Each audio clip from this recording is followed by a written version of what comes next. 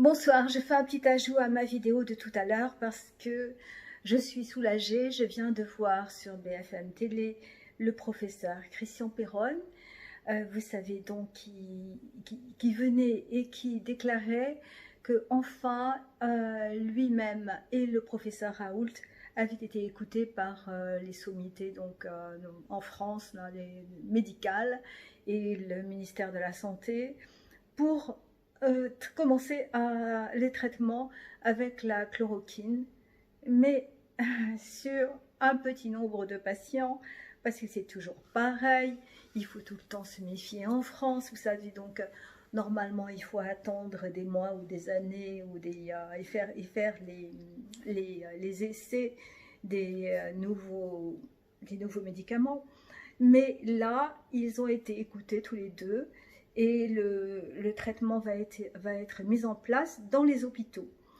Et donc, je suppose que le gouvernement, enfin l'État, va faire pression sur Sanofi pour ou d'autres laboratoires, pour qu'ils fournissent, qu'ils fassent donc de grosses quantités de ce médicament. Enfin.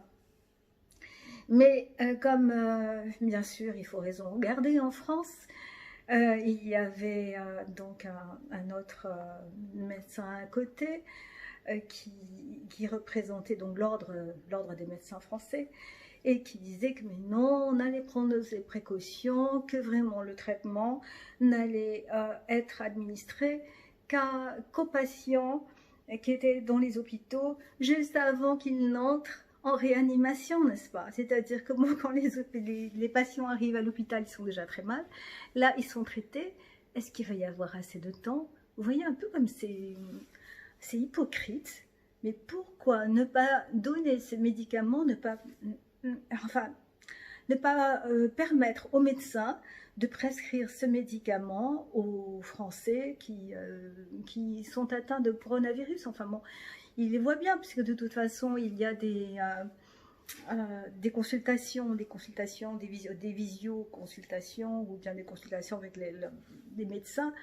Donc, on sait quand quelqu'un est atteint de coronavirus, donc de ce Covid-19, donc on peut le traiter.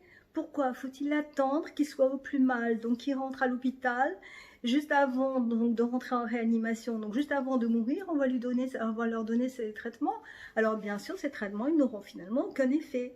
Et c'est comme ça qu'on va démontrer l'inefficacité de la chloroquine, vous allez voir. Non mais franchement, là, je comprends pas. J'espère qu'ils reviendront sur leur décision et qu'ils vont permettre aux médecins de prescrire cette Nivaquine, etc., ces traitements aux gens qui ont des symptômes de ce Covid-19. Bon, je l'espère, parce que sinon vraiment c'est pas sérieux. En fait, moi je crois qu'il faut quand même prendre l'exemple de la Chine, qui s'en est sortie. Il faut faire en sorte il faut écouter ces sommités, ces experts. Moi, je ne comprends pas ce qui se passe en France, vraiment. Bon, si c'est un problème... problème de quoi? Problème de labo, problème d'argent, enfin, je ne sais pas. Ce blocage me semble inexplicable. Pourtant, comme je dis, vous savez très bien, je ne suis pas vraiment de gauche, mais là, je ne comprends pas. Bon, j'espère, donc je vous prie de rester quand même, de rester chez vous, de profiter de faire des choses que vous ne faites pas d'habitude, profitez de votre temps, jardinez, cousez, faites la cuisine, occupez-vous de vos enfants, téléphonez à vos amis, travaillez, faites du télétravail si c'est possible, créez quelque chose, créez votre entreprise, écrivez, peignez, enfin il y a plein de choses à faire. Et puis gardez le moral, parce que vous verrez qu'un bon traitement va arriver et qui va nous guérir de cette espèce d'horrible virus qu'est le Covid-19. Bon, à très bientôt, et continuez à avoir envie de vivre avec passion. Absolutely.